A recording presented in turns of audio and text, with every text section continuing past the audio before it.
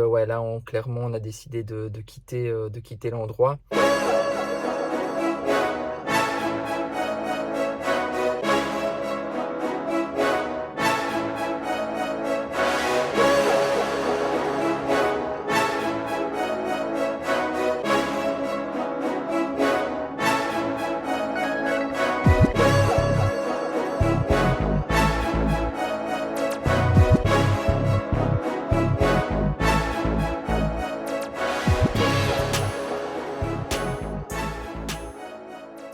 Salut à tous et bienvenue dans cette nouvelle vidéo. Désolé pour la coupure ou la fin de la dernière vidéo, ça a été un peu précipité. On va vous montrer notre nuit qui a été un petit peu chaotique à Aberdeen. C'est parti. Voilà, donc on va revenir sur ce qui s'est passé la nuit passée. Oui, on avait envie de se poser et puis de vous expliquer un petit peu notre ressenti à ce moment-là et pourquoi on a décidé de quitter l'endroit et exactement ce qui s'est passé en fait. C'est vrai que c'est la première fois, je pense que c'est quand même la première fois depuis qu'on voyage qu'on doit quitter comme ça en pleine nuit un endroit. Voilà, par rapport à ce qui s'est passé, on était posé sur le parking du Walmart. Il est 2h30 du matin et c'est vrai que là depuis un moment on a pas mal de gens qui crient autour de nous. Voilà, on voit des sans-abri aussi passer assez proche du camping-car en criant. Donc comme on est sur le parking du Walmart et que on est un peu tout seul sur ce parking là, c'est vrai que j'ai regardé un petit peu les différentes remarques qu'il y avait et j'ai pu remarquer quand même qu'il y avait pas mal de personnes qui avaient quitté les lieux pendant la nuit parce qu'ils s'étaient fait aborder et puis embêtés par des personnes justement sans abri. Regardez, même avant, en fait je partais du principe que sur le Walmart on était tranquille, on a fait plusieurs Walmart On en fait très souvent, oui. dans notre expérience et il n'y a jamais eu de soucis. Donc c'est vrai que là j'avais vu un Walmart qui était campeur friendly, donc en gros je me suis dit c'est parfait, on y va. En fait, on a senti, dès qu'on est arrivé en ville déjà, donc c'était une petite ville, mais dès qu'on est arrivé en ville, c'est vrai qu'on a vu tout de suite qu'il y avait beaucoup de SDF dans les rues, de gens toujours la même chose en fait sous substances telles que, alors je sais pas exactement ce qu'ils prennent, mais généralement quand tu prennes du fentanyl ou ce genre de choses, c'est ce qu'on appelle un peu des zombies. Et donc c'est vrai que dès qu'on est arrivé, c'était déjà le soir, on a vu déjà pas mal de gens comme ça dans les rues, alors que d'habitude dans les petites villes, il n'y en a pas. Donc on a déjà eu ce sentiment-là, puis on s'est dit, peut-être qu'on est passé dans un quartier un peu bizarre, et donc on est allé s'installer au Walmart, on devait faire quelques courses. Donc c'est vrai qu'on s'est rendu compte même à l'intérieur du Walmart que c'était vachement plus populaire. Mais après, aucun souci, on s'est absolument pas dit que pour cette raison, on allait se sentir en insécurité par la suite. Enfin voilà, c'était pas du tout le cas, on pensait pas du tout se sentir en insécurité après par rapport au Walmart. Ouais, et c'est vrai qu'habituellement sur les parkings de Walmart aussi, il y a d'autres camping-cars qui sont présents. Oui, toujours, quasiment toujours. Ouais, il y en a toujours au moins un seul, ou deux qui dort sur le Walmart parce que c'est connu et c'est facile pour les voyageurs. Et dans ces cas-là, ce qu'on fait généralement, c'est qu'on se regroupe. Alors, on va pas se coller non plus, mais on se regroupe et quand il y a déjà 2-3 véhicules, on va un petit peu dans la même zone du parking parce que les parkings sont immenses. Et comme ça, on est tous plus ou moins ensemble et on sait qu'on passe la nuit, même si on se connaît pas, même si on ne se parle pas, on sait qu'on est quand même là les uns pour les autres. Première partie de soirée, c'est moi qui ai d'abord ressenti le truc parce que donc Ced était en train de monter la vidéo et donc lui il avait son casque, en sachant que c'est un casque anti-bruit, donc il n'entendait pas ce qui se passait à l'extérieur. Moi j'étais dans le lit de la Capucine avec les deux petites et c'est vrai qu'il commençait à y avoir pas mal de grabuge un petit peu autour du véhicule, des gens qui criaient. Moi je regardais par la fenêtre et j'ai vu 2-3 fois des hommes peut-être bourrés ou je sais pas, mais pas dans leur état normal en tout cas à côté du véhicule. Mais c'était début de soirée, donc le Walmart était toujours ouvert, il faut savoir qu'il fermait à 11h, donc au début je me suis pas inquiétée, je me suis dit bon ça va se calmer. Et donc moi je monte la vidéo et ensuite je termine de la monter, je commence à l'uploader et finalement effectivement il y a une personne qui passe à côté de Mani, mais quand même assez proche, alors je dirais à 2-3 mètres de Mani, en criant. en hurlant même. Il fait tout le parking en hurlant, dans un état qui n'était pas un état normal, quoi. Pas forcément agressif, mais en tout cas la personne était seule ailleurs. Elle n'était pas toute seule dans sa tête. Elle n'était pas toute seule, exactement, et donc elle est passée à côté. Donc c'est vrai qu'on scrute un peu. Je continue à regarder un petit peu à gauche à droite. On voyait qu'il y avait une bande près du Walmart, près de l'entrée du Walmart, donc qui était là positionné. Donc là, le Walmart était fermé. Oui, il était 2h du matin. Et ensuite, je vois qu'il y a une voiture à côté de nous aussi, un pick-up. Je vois qu'il y a de la lumière dans le véhicule, ça claque plusieurs fois les portes. J'entends quelqu'un qui crie aussi dans le véhicule. Donc je me dis, bon, bah, ils sont juste à 5 mètres, 10 mètres de nous. Moi, je sais qu'à un moment, j'ai vu aussi une voiture qui est venue plusieurs fois. Donc en fait, elle est venue, elle s'est posée deux places après nous. Elle est partie, elle est revenue, elle est partie, elle est revenue. Alors que le parking était vide. Donc ça aussi, ça m'avait semblé bizarre. À ce moment-là, il y a deux solutions. Soit on passe une nuit à stresser et puis à regarder tout le temps ce qui se passe et puis voir s'il y a des gens qui viennent tout près ou pas, en se disant on peut partir à tout moment. Soit on prend la décision de partir, on part en pleine nuit et en gros on va se mettre dans un endroit qui était sécure. Donc là clairement on a décidé de quitter l'endroit. Donc je vais prendre, j'ai rentré la Starlink. On a tout mis un petit peu comme ça, comme on pouvait pour que ça bouge pas. Et là, on va faire, je pense, 25 km pour essayer de se trouver un endroit calme et sortir de la ville. Parce que clairement là, on n'a pas le sentiment qu'on est vraiment en sécurité. Même si jusqu'à présent, on n'a rien eu. Mais clairement, l'idée, c'est pas non plus de se mettre en danger. Et puis, c'est aussi de passer une bonne nuit. Donc voilà, on va prendre les devants et puis on dormira un peu plus tard demain.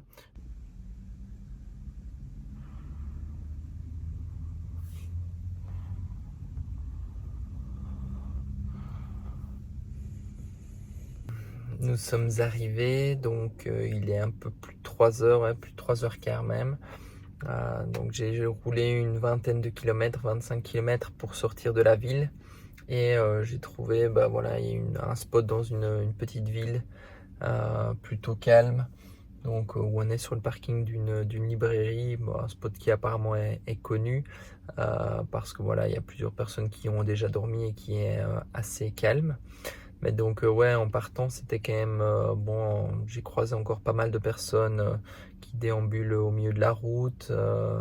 Juste à la sortie de la ville, il y avait des véhicules de police qui étaient là, donc je pensais que c'était peut-être un contrôle ou un barrage, mais en fait pas du tout. Ils étaient là parce qu'il y avait un véhicule qui a fait une embardée et à mon avis des tonneaux et qui s'est retrouvé dans le fossé. Donc j'espère que les occupants sont sains et saufs, mais il y avait 3 voitures de police qui étaient sur les lieux.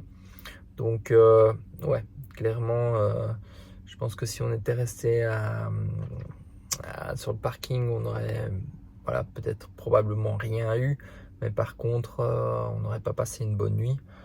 Et la nuit est un peu coupée, ça fait partie de la van life. Ça fait 3 mois qu'on voyage et finalement c'est la première fois qu'on change de spot en pleine nuit. Je vais aller me reposer et puis on dormira un petit peu plus tard demain. Bon, morale de l'histoire, le principal c'est que on était tous en sécurité, qu'il ne nous est rien arrivé, et surtout je pense qu'il faut toujours s'écouter en fait. En tant que voyageur, c'est vraiment le truc, je pense, la règle numéro 1, c'est de toujours s'écouter, et si on ne sent pas un endroit, on s'en va, tant pis, s'il est 2h du mat, 3h du mat, si on ne sait pas où aller ailleurs, si on ne le sent pas, on s'en va quoi. En plus, nous, on a des enfants, donc clairement, on a encore moins envie de prendre de risques. Ouais. Voilà, comme ça vous savez. Alors Violette, c'est quoi aujourd'hui? L'anniversaire de papa. Bon anniversaire papa. Donc on a des bons pancakes. Ah, évidemment, on voit ceux que j'ai cramés, pas de chance. Sinon, ceux-là ils sont plus beaux, voilà. Le reste ils sont tous bons. Pancakes, sirop d'érable. Et on récupère pluie. Et c'est vrai que comme vous l'aurez vu, la nuit a été un peu mouvementée, donc ce matin on a quand même pris notre temps et on a redormi un petit peu. Bon, alors il pleut, mais tu as choisi le programme de cet après-midi pour ton anniversaire. Voilà. Et Catane. Je vais faire un petit catane cet après-midi. Et après il faut aller dumper Manu. Super pour l'anniversaire. C'est un beau programme. Et ensuite on va peut-être essayer de se balader et puis de trouver un petit resto. Voilà. Terminer la journée en beauté. Yes. On s'est trouvé un petit restaurant trop sympa pour l'anniversaire de Ced. Je vais vous montrer à l'intérieur, c'est trop cool. Coucou. Ouais.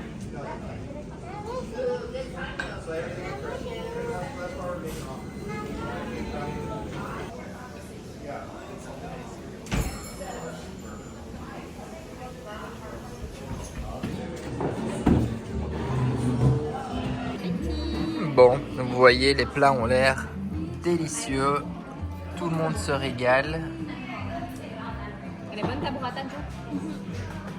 Et Violette, petit burger. C'est bon? Ça a l'air excellent en tout cas. Je vous montre un petit peu l'endroit où on a mangé. Ça fait partie des belles surprises du voyage.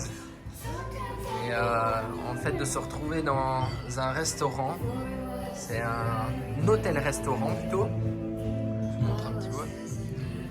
Un hôtel-restaurant qui date de 1885. Et l'hôtel est le plus vieil hôtel de l'État de Washington. Chaque pièce est vraiment un musée. Donc c'est ça qui fait la beauté du voyage, ce genre de découverte complètement par hasard. C'est Gus, mon chat. Les filles se sont prises d'affection pour la mascotte du restaurant. C'est Gus. Et les 3 fois, c'est quoi? Ah, il y a un autre chien, oui, qui s'appelle Gus. Donc ça, c'est Gus.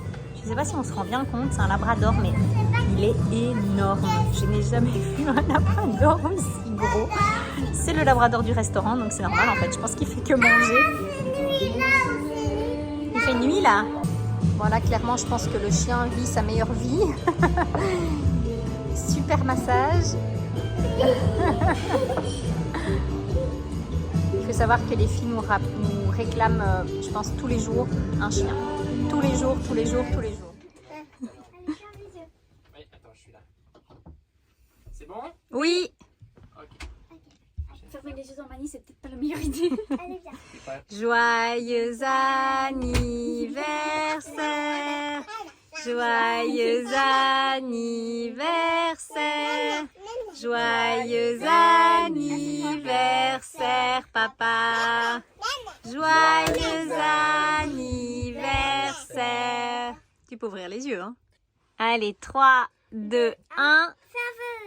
Ouais, bravo. T'as vu, Chache? Et Papa, maintenant, il a soufflé. on se régale. C'est parti. Coucou. Alors, comment ça a été la nuit? Moyen. Moyen. On a eu beaucoup de vent cette nuit. Ah, le vent s'est levé vers, je dirais, 4 heures du matin. Le soleil. Et beaucoup de vent et beaucoup d'eau. Il y a On pas est au de bord de la soleil, mer là. avec des arbres. Donc j'ai bougé un petit peu ma nuit aussi parce que bon, on était sous les arbres et je préférais m'écarter un tout petit peu. Donc ça fait 2 nuits qu'on bouge. Bon, ici je l'ai bougé à 6 heures du matin. Donc voilà, mais c'est vrai que de nouveau c'était pas vraiment prévu. Mais voilà, sinon tout va bien. Toi, tu t'es bien reposé. Et donc, on démarre avec de la pluie ce matin. Et il y avait même des orages. Non, c'était pas des orages. Mais non, quand on dormait tous. Mais c'était pas des orages, c'était juste des grosses bourrasques de vent C'est quoi? et beaucoup de pluie. Là où on a été intelligent, c'est que on n'avait pas la Starlink sur le toit, donc j'ai pas dû aller la chercher. Et elle s'est pas envolée avec le vent. Et Charlie qui vient nous rejoindre. Ça va, Charlie? Ouais. Mhm. T'as fait un gros dodo? T'as bien dormi, mon chat? Comme avant. Donc vous voyez là, ça s'est calmé, mais on a eu jusqu'à 35 nœuds de vent tout à l'heure dans les rafales. Voilà.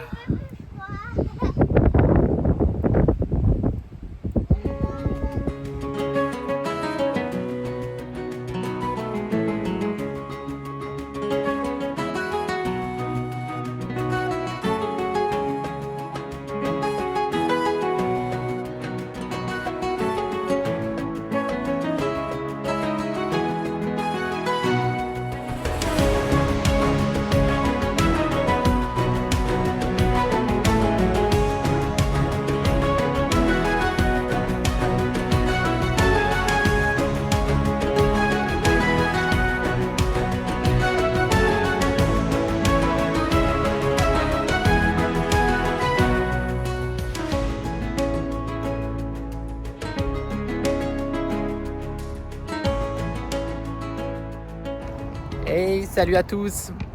Voilà, alors c'est déjà la fin de la journée. J'ai pas beaucoup filmé aujourd'hui pour la simple et bonne raison que voilà, ce matin on a pas mal travaillé avec les filles. On a fait l'école. Jen et moi aussi, on devait travailler dans le camping-car. Et ensuite, après, on a roulé une centaine de kilomètres pour arriver jusqu'à Astoria. Je vous montrerai un petit peu où on est posé parce que l'idée, c'est de toujours continuer d'aller vers Portland. Pour aller jusqu'à Portland, il nous reste, je pense, encore 200 km depuis Astoria. L'idée, c'est d'arriver à Portland jeudi. Et donc, avant ça, c'est de faire des lessives. Donc, demain, ça va être journée lessive. Ouais, attends, Charlie. Et également de faire tourner les pneus de Mani. Donc ça, je vais essayer de trouver... ça fait un petit moment que j'aimerais le faire et puis là je ne l'ai pas encore fait, mais en gros j'aimerais voilà, échanger en sachant que Mani il y a 6 roues, il y a des jumelés à l'arrière, toutes les roues sont similaires, donc c'est à dire que je peux les faire tourner parce qu'elles s'usent différemment, c'est à dire que les pneus avant vont s'user plus vite que les roues jumelées et donc l'idée c'est de prendre les avant, de les mettre à l'arrière et de prendre une des deux roues jumelées et puis de la mettre devant, et ça pour chaque côté. Bon, et les filles, elles sont contentes, elles peuvent aussi se dépenser. Tu as vu la place de jeu comme elle est belle? Là, ça c'est une place de jeu. Donc pour la nuit, Mani est posée là-bas. On va dormir à côté du parc, ici, qui est assez grand. Il y avait terrain de foot, terrain de baseball, et en gros il y a la place de jeu et ici on a le terrain de basket, donc ça permet de jouer un petit peu. Oui, les filles sont dans leur élément, la place de jeu est de nouveau immense. C'est parti les filles. Wouhou! Et là il y a Violette et sa passion pour la grimpe. Voilà, je vous montre un petit peu l'endroit. Donc, c'est quartier plutôt résidentiel à l'extérieur d'Astoria. Donc là, on vient de passer dans l'état de l'Oregon. On a quitté Washington. Et donc, on a Mani. Et on a la mer. Bon, on a la route. Clairement, la route est un peu passante. Mais de là où on est, il n'y a pas trop de risques. Donc, on va juste avoir un petit peu de bruit. Ça va être parfait pour la nuit. Et comme ça, demain... on pourra assez facilement trouver pour faire un laundry. J'ai déjà repéré l'endroit. Coucou les amis, alors je vous reprends. Voilà, on est fin de matinée. Et donc comme vous le savez, je vous l'ai expliqué hier, là c'est journée lessive. Comme vous voyez, on a préparé les sacs. On a l'adoucissant et le produit à lessive. Il y a Jen qui est là. C'est ça, bon il pleut donc on rate pas grand chose.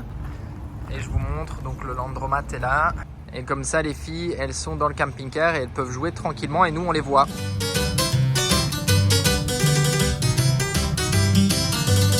Et coucou les amis. Coucou. Donc, on vous retrouve ce matin. On est à Cannon Beach. Cannon Beach qui est une petite station balnéaire de la côte de l'Oregon, côte pacifique de l'Oregon. Et donc...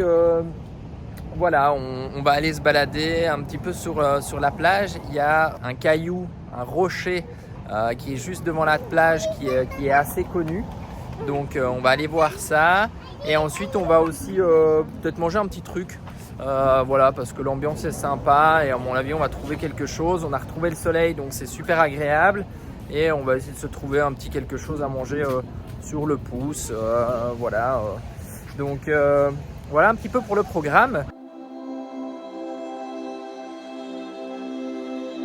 Sympa, hein? J'adore.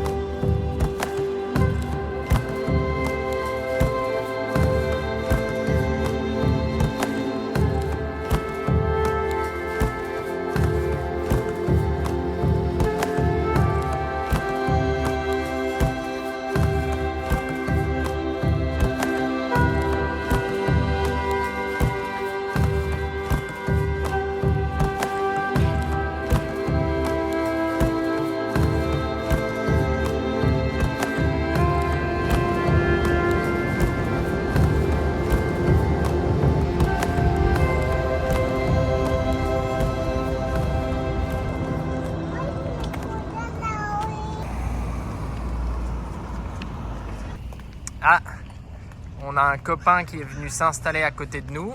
Vous voyez un petit peu le monstre. Mani est tout petit. Ouh. C'est gros, hein.